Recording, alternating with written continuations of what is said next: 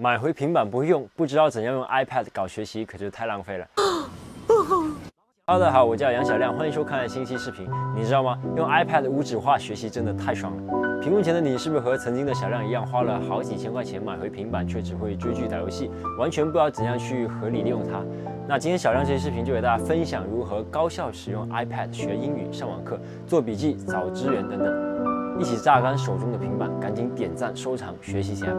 首先是工具类，小亮常用的笔记软件有 Nobility、GoodNotes 等等，经常使用的还有 Gitmind 思维导图。这个软件最大的特点在于多端同步，在自己的空间建立了思维导图后，就可以同步到手机、电脑还有平板，真的超级好用。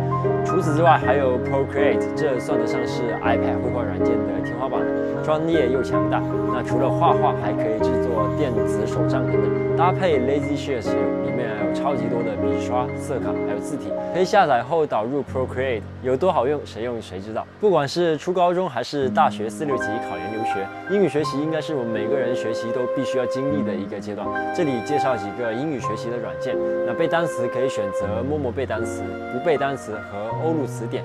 那练习听力有每日英语听力。苹果自带的播客也可以听一些英语的音频，那用 CNN 看国际新闻，用 TED 听名人演讲。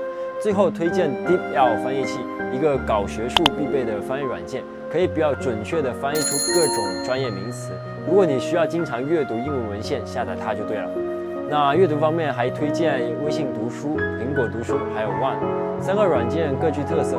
微信读书拥有丰富的读书资源，经常会赠送免费的阅读卡。苹果读书搭配 Z Library 网站，可以下载到全网的电子书资源，同时还能够云端同步，在 iPad 阅读到哪里，换到手机就能够接着看。那具体下载图书的方式可以参考主页的这期视频。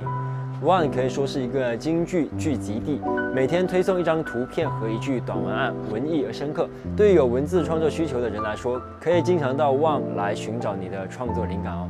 最后是几个网课学习平台，第一个是国家开放大学终身教育平台，这是一个由国家牵头建设的学习平台。小亮在之前的视频也有分享过，从生活到职场到技能学习，里面有太多的课程等我们去学习。